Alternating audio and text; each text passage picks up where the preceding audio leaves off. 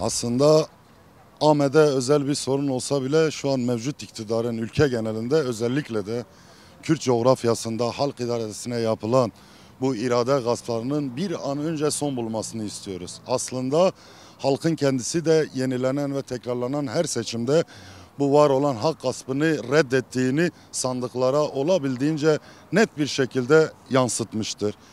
Ve iktidar tarafından atanmış bu kayyumların var olan halkın kazanımlarını, halkın değerlerini bir talanmış gibi yerle bir etmesini kesinlikle ve kesinlikle reddediyoruz.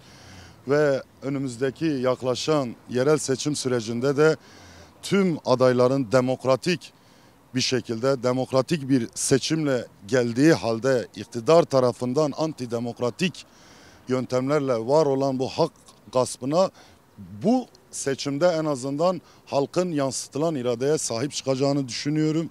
Aslında kayyumların yaptığı tahribatın şu an mevcut iktidarın yaptığı tahribatların çok gerisinde değildir. Şu an mevcut iktidar en azından Kürt coğrafyasında caddelerden bulvarlara, parklara yapılan tüm antidemokratik uygulamalarla aslında halk üzerinde kesin bir asimilasyon uyguluyor. Net bir şekilde ve dahası en önemlisi Kürt coğrafyasındaki en büyük tehlike biz basit bir cadde ismi, basit bir tabela veyahut kültürel anlamda yapılan yozlaştırmalar tamamen Kürtlerin kimliksizleştirilmesine dönük uygulamalardır. Yani ben bu seçimde kesinlikle halkın iradesine sahip çıkacağını düşünüyorum.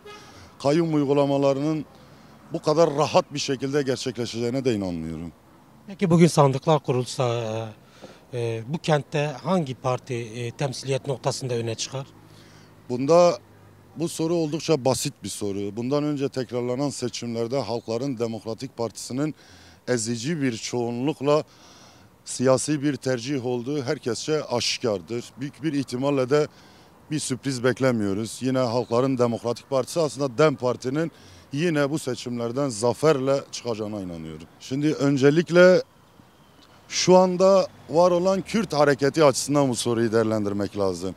Mevcut siyasi iktidarın baskılarından kaynaklı kurumlar, kadrolar ve parti arasında özellikle halk arasında böyle göreceli de olsa bir makas açılmış durumda. Ama yeni gelen DEM Parti'nin kendi değişen yönetimiyle var olan adayların alanlarda tekrar o halkla parti arasındaki bağı kapatacağını düşünüyorum. Daha da yakınlaşacağını düşünüyorum. Ve şu an parti ilkelerini özellikle güven noktasında, dürüstlük noktasında, demokratik olması noktasında ve halkçı bir özelliğe sahip olması büyük ihtimalle halkın da isteğidir. Var olan bu siyasi atmosferin en azından kısmen göreceli de olsa sindirilmiş bir halka en azından cesaret demeyeyim de bir güven aşılanması gerekiyor. Yani tekrar toparlanma açısından. Bu hem siyasi hem yerel yönetimler açısından da. Çünkü dünyanın hiçbir coğrafyasında yapılan bir siyasi tercihin gasp edilmesine hiçbir halkın bu kadar sessiz, suskun kalmaması gerekiyordu. Tekrar ediyorum, öncelikle parti ile halk arasındaki bu makasın kapanması gerekiyor.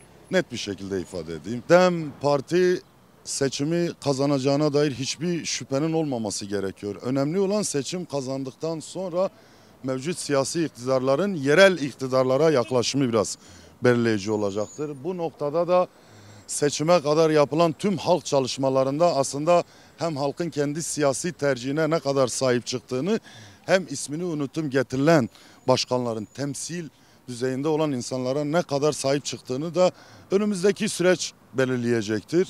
Ben kesinlikle DEM Parti yöneticilerine şunu net bir şekilde ifade edeyim. Kendi öz gücünüze inanın, kendi öz gücünüze inanın, kendi öz gücünüze inanın.